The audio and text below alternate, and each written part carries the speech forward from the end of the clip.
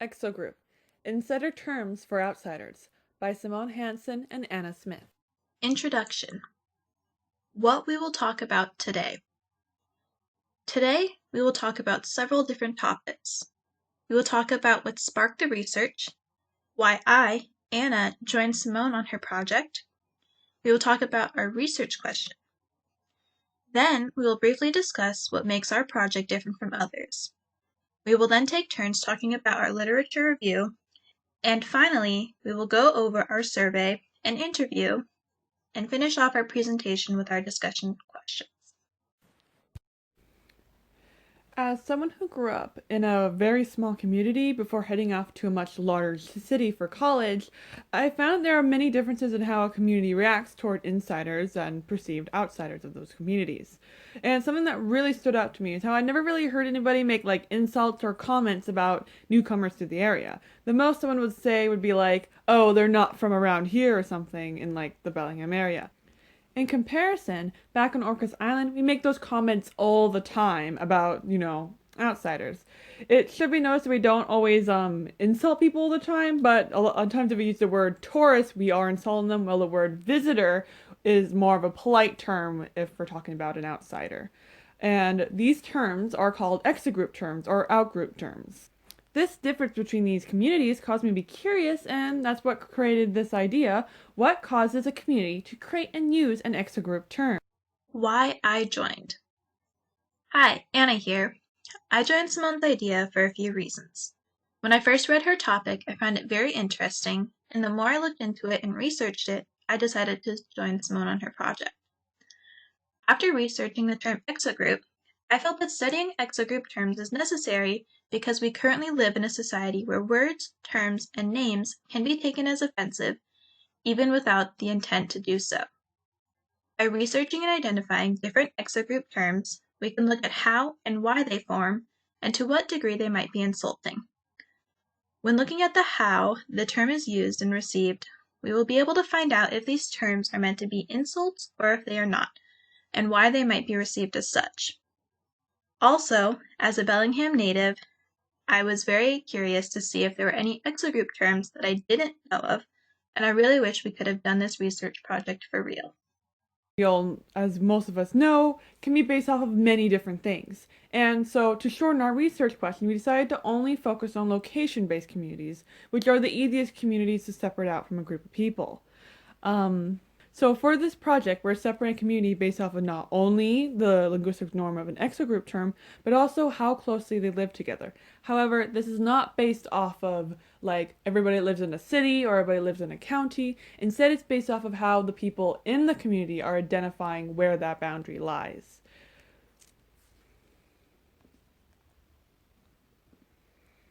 Now, something that you might have noticed is that our research project is a little bit different from other social linguistic projects. To be exact, I'd say it's a little bit backwards. Normally, to start a research project, you have to first identify the speech community.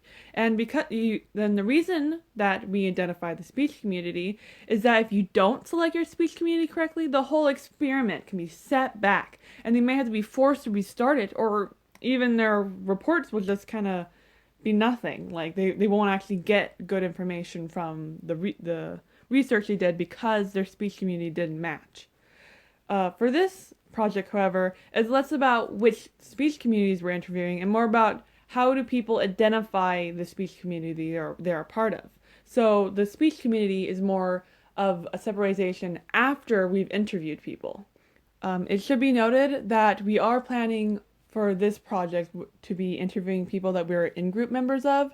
So I would probably focus around Orcas Island or the San Juan community, while my partner Anna Smith would probably focus more on the Bellingham community. So after describing what our project is going to be about, now it's time to talk about what is in our literature review, what data is already out there. So societies identify people as outsiders by identifying the differences in language use between communities. This is the most common way that people identify outsiders. And many times that this separation from outsiders is based on of someone's sex or race or religion or national origin. They're like, you're not part from here, but they can't be racist or sexist, so they're specifically pointing out a language quirk that they do not like. However, according to Schulman, if you adopt those language quirks of the in-group, then the discrimination that you face will decrease immensely. But even though it decreases, according to Mass, you can still face discrimination. And this can happen based off of the speech that the two groups will use when they refer to each other. For example, there's this model called the Linguistics Intergroup Bias Paradigm, which basically says that people tend to express desirable in-group and undesirable out-group behaviors in abstract terms, while unfavorable in-group and favorable out-group behaviors tend to be used concrete terms. For example, if someone in your in-group pushed someone, you'd say, oh no, you only bumped him. While if someone in your out-group pushed someone, you'd be like, he shoved him. You'd use different terms that have similar meanings, but one is more abstract and one is more concrete, depending on your relation to the person doing the action. This right here is the kind of language that's relevant for this project. And we're not looking at language quirks, but instead we're looking at the use and creation of a specific language term, which is an exogroup term. Why is this group using this term to refer to other people? And these exogroup terms are a kind of jargon known as cants. Cants are a specific kind of jargon or language used by a group that was created for the sake of excluding the outgroup. Cants are known for being created by groups who are hated or threatened by the outgroup, though not always. For example, thieves' guilds were known for creating a bunch of cants to exclude potential threats from listening in. So they'd be like, if they're planning like a heist or something, they'd use, cants. So even if a language community doesn't go out of the way to create cants and to exclude So even if a community doesn't go out of their way to create cants to exclude outsiders, outsiders can still be discriminated in other ways. But for this project, we're going to be focusing on discrimination that people have gone out of their way to do. Discrimination. Since discrimination based on in-group and out-group members is something that most would say exists, a study by Franco and Mass separated out two speech communities of basketball fans based on the shared norm of aggression and non-aggression in the 1990s. By identifying the language used toward the rival basketball teams, it was possible to identify which subconscious terms, the version used by both communities, and how much was intentional, the version used by the aggressive community. They found out that the LIB-based discrimination is subconscious, but reward allocation and trait attribution was intentional. Discrimination and prejudice can also be blatant or subtle. While one might assume that blatant prejudice is conscious and subtle prejudice is unconscious, one wouldn't be exactly correct. The main difference between these two types is emotion. Blatant prejudice is based around the fight or flight instinct. It is for attacking a perceived threat or avoiding interacting with them. Blatant prejudice is often used by those in power, as they have the power to be blatant with their prejudice. Subtle prejudice is believing outsiders are wrong because they don't follow the social norms found in the intergroup's community. Using Pettigrew's method as a base, Martini, Blanco, and Roos devised a way to measure these prejudice expressions based on intensity and component type, which are rejection, intimacy, values, emotion, and culture.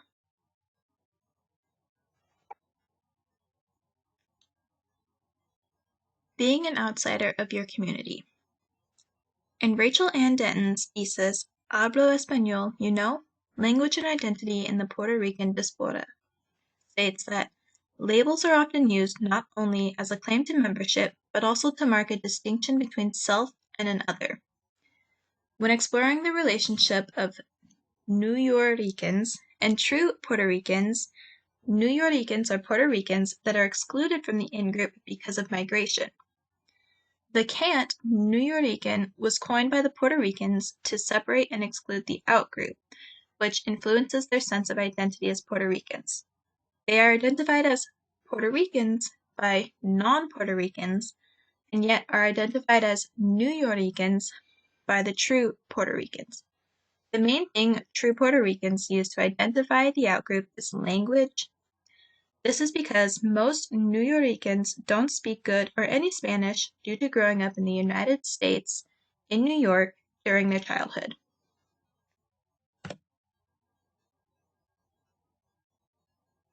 So our online survey would have been mated with SurveyMonkey because SurveyMonkey can separate data based off of the answers received. So you don't just need to have A or B as the answer. You could have like the word Washington, separate everybody that wrote the word Washington out. So it's a lot easier to separate relevant data because people's answers could differ greatly. And there's a lot of open-ended answers in our survey. The survey would first be emailed to a whole bunch of students and teachers at Western Washington University, but it would also be shared online on different Facebook groups that the members of this research project are members of, such as Orcas Island Rant and Rave and the Brits List.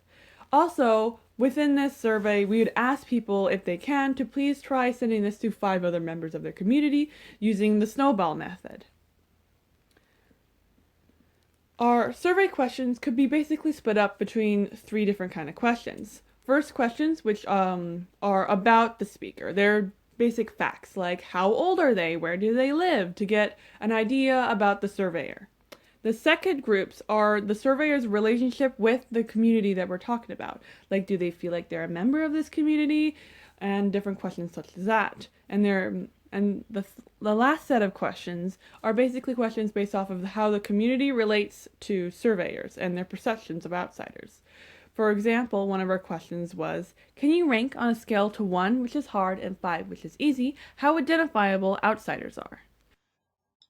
Follow-up interview. After participants take our online survey, we would ask if they would be willing to be contacted for a follow-up interview. Therefore, more of the interviewees will be students and faculty from Western Washington University. Our goal for this interview is to find out what exogroup terms people know of and use, and whether they are positive or negative. We plan on doing this by identifying what community they are in or from, then finding the exogroup terms they use. Before the interview, we will take a moment to introduce ourselves and thank them for giving us some of their time. We will then explain that we are doing an interview for a sociolinguistics class and give the definition of sociolinguistics. We would be careful not to tell the interviewee too much about the project so that we don't lead them on. We decided that semi-structured would be best for our interviews because our questions will vary based on answers, and we want the freedom of asking follow-up questions for more information. Since we are trying to look at regional exogroup terms and emotion, some of our questions will be, tell me why your community feels negative towards outsiders. And some will be, where are you from? On the next slide, I will talk about what questions we chose and why. Follow-up interview questions. Our interview will consist of about 11 planned questions with possible follow-up and clarifying questions included. Our first question is, where are you from? And we ask this question so that we can get an idea of what community they might be part of. Depending on the response, we might ask a follow-up question for more specifics such as county or neighborhood. Our second question is asking, what kind of place is it? By asking this question, we can start to get an idea about what the participant thinks about their community and also to help break the ice. Our third question is, would you say that's about how the whole city is like, or is it just the neighborhood you live in? Our goals by asking this question is to find out if their comments are broad or narrow. For example, I could say that Washington rains a lot and is gloomy, but Bellingham is a chill, awesome place to live. Depending on what communities they mention, we will ask more narrowing questions based on region. Our fourth question is, how long did you live there? Have you ever moved? We are asking these questions to help find out if they might belong to multiple different communities. For example, I have lived in Bellingham my whole life, but have recently moved to Maple Falls. Depending on how I answered earlier questions, I might say I was from Maple Falls, but the community I feel I belong most to is Bellingham. So by asking these follow-up questions, we can find out information like this. Our fifth question is, do you feel your community is isolated or open, and why? By asking this question and finding out if the community is isolated or open, we can find out the probability of exogroup terms based on what the community might be. For example, if it is a very open community, like Bellingham, with many people coming through, there might be different exogroup terms. Or if it's isolated, where it is easier to tell if there is an outsider, there might be very specific exogroup terms that are only known by them. Our sixth question is, Have you ever found it easy to identify people who are not a part of that community? How? What do they do that identifies them as outsiders? When we ask this question, our goal is to find out how the participant might identify an outsider of their community. Our seventh question is, when you notice them, did you make any sort of comments about them? By asking this question, we are trying to find out what exogroup terms that they might use. Originally, we had comments or jokes, but we felt that adding jokes was too leading and negative, so we took that part out. For question 8, do you feel like other members of your community make similar comments? We asked this question because we want to know about the community as a whole and to find out if it is just this one participant that makes similar comments or if it is the entire community. Our ninth question is, can you think of any terms that you or others might use to refer to these outsiders? Simone used an example on Orcas Island. So, for example, on Orcas Island, people who visit are called tourists, and anyone who does something against the norms, such as going the wrong way on a one-way street, are also called tourists. We asked this question because we want to very specifically focus on terms that are used to refer to outsiders. Our 10th question is, do you use different terms for different outsiders? How do you tell which group of outsiders they belong to? We wanted to ask this question because we wanted to find out if there are different terms for different outsiders. For example, in Bellingham, if you come from different parts of the States, we might call you a different term.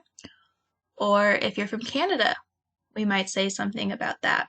And so by asking this question, we can find out if there are multiple terms for different outsiders. And our final question, question 11, is, do you have any questions for me? Anything you would like to add?